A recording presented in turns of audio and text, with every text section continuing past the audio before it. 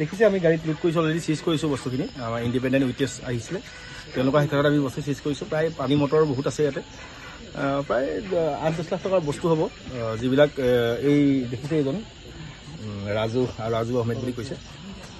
ই মানে বহুত দিনৰ পৰা, আজি প্ৰায় মই শুনাততো প্ৰায় 6-7 মাহ 1 বছৰমানৰ আগৰ পৰা কৰি আছিলে। আনি পিনি বেলেগ ডিষ্ট্ৰিক্টত ই ছাপ্লাই দিয়ে ভাগে, মানে কোনোবা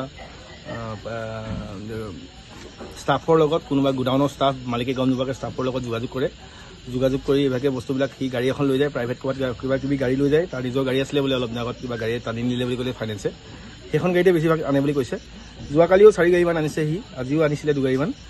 গতিকে এই গাড়ীত বস্তুখিনি লোড কৰে আৰু ষ্টাফৰ লগত যোগাযোগ কৰে, ষ্টাফে গোডাউনৰ পৰা উলিয়াই দিয়ে, উলিয়াই এই বস্তুখিনি আনি পিনি ইয়াত গোটাই সি বিভিন্নজনৰ মানুহৰ লগত, মানে ক'ৰবাত বেলেগ ডিষ্ট্ৰিক্টৰ কৰাৰ লগত যোগাযোগ কৰি এই মালখিনি বিক্ৰী কৰি দিয়ে। মানে মালিকে গম নাপায়, এইবিলাক বহুত নাপায়। এনেকৈ এই চুৰি কাৰ্য চলাই আহিছিলে দোকানৰ ষ্টাফৰ লগত মিলি। গতিকে আমাৰ খবৰ আছিলে, বহুত আগৰ পৰা এনেকুৱা খবৰ আছিলে।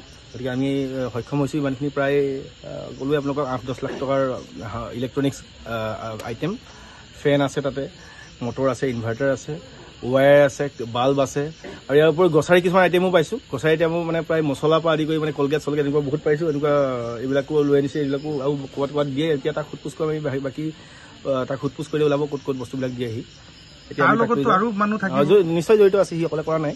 তাৰ লগত বেলেগ কোনোবা যি ষ্টাফে, তাক গোডাউনৰ যি ষ্টাফ থাকে লখিমপুৰ টাউনৰ পৰাই বেছিভাগ কৰিছে বুলি গম পাইছোঁ। গতিকে ক'ত দিছে সি ক'লে আমি গম পাম, সেইমতে আমি উদ্ধাৰ কৰিম। আৰু ক'ত দিছে আৰু কোনে ষ্টলেন প্ৰপাৰ্টি ৰিচিভ কৰিছে, সেইবিলাকে তেওঁলোকৰ ওপৰত সেইবাবে আইনমতে ব্যৱস্থা লোৱা হ'ব তেওঁলোকৰ ওপৰত।